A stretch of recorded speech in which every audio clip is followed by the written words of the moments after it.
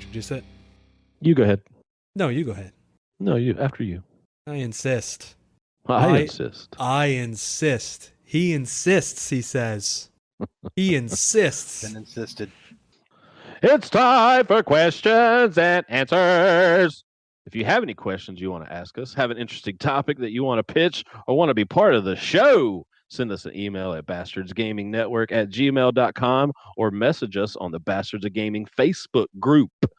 This week, Jumping Jack Flash asked, what do you think about GameStop's, quote, business transformation strategy to evolve its efforts in cultivating innovative customer-centric opportunities to bring video game culture to life in every neighborhood by trying out new concepts in select stores around the nation, including offering esports competitions, locations that focus completely on retro gaming software and hardware, and offering new ways for players to demo games. How much longer can Gamestop last? You know, working in marketing communications myself, when I read shit like this, it makes me want to puke in my mouth. Like, it's just the jargon. Business transformation, cultivating innovative customer-centric opportunities. Oh, fucking get the dick out of your mouth, please. Yeah, the keywords. Yeah, like, get over yourself. We're gonna bring video game culture to life in every neighborhood. Oh, sure you are. You're gonna do whatever you can to fucking survive, because you're on your way out. Your Funko Pops aren't gonna be around forever to keep your store running. Yeah, it's like a third of the fucking store. Fucking Funko Pops and like fucking merchandise. Well, that wasn't the case in Canada until maybe 2 years ago. And Don't forget Overwatch lanyards. There's just tons of shit. It's just there's mugs, there's toques, there's all this fucking garbage now. Whenever I go into GameStop, and the first time I saw that was actually in the States a couple of years ago, and I think you guys were with ThinkGeek, they supplied shit or whatever. And I was like, holy fuck, this whole store is just filled with garbage. And then it just flew into Canada. And here it was, where are the games?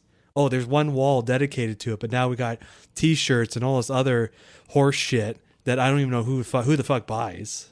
All these I'm gonna buy a Jigglypuff stuffy. Fuck off. I don't go there for this shit. Yeah, I mean, I figure it's I can just buy that stuff elsewhere online. I don't need to go into a store for it. But anyways, just talking about what could GameStop do? What is this push that they're trying to do? Esports competitions and locations that focus on retro gaming. It's well, you had Funko Land back in the day, and then you fucking absorbed it and changed it. That was your sort of retro gaming mixed with new shit store. And it's I think most areas have a retro gaming store.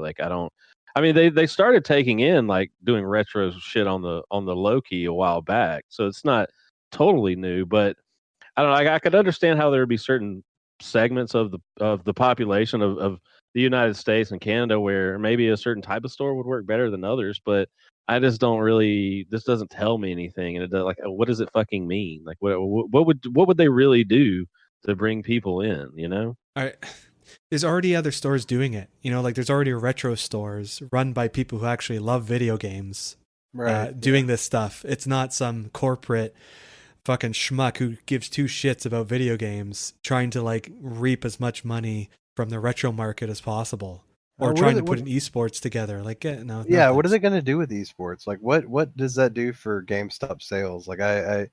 I'm sitting here thinking actually that would help them out if they had someone buy into an esports team or create a GameStop esports team. But I only see that now. When I said help them out, what I was thinking of is the name, right? GameStop. That does nothing for physical game sales. No, at all. So no, they're pretty much fucked themselves on out the door already. So it's just a sign of the times. Yeah. It's just they should just make a games as a service. Jump into that fray with everyone else. Yeah, they should just start selling loot boxes. There you go. Yeah, so of course, with games going more digital, this was always going to happen. It's even other retail chains are sort of closing down now. People just buy everything off Amazon on the internet. It's just, regardless of the shitty business practices they've had in the past, and like I said, me and Hollow have worked at a GameStop. We've seen it from the inside, and they were fucking shitty back then. And the fact that GameStop's been a shitty company has been going on for fucking ever, and that's part of the problem. But regardless of how they handled their business shit, they were still always going to go the way of the dodo eventually because that's just how things work, you know? Yep, it's inevitable for them. I mean, it always has been. What if they went back to renting? That work?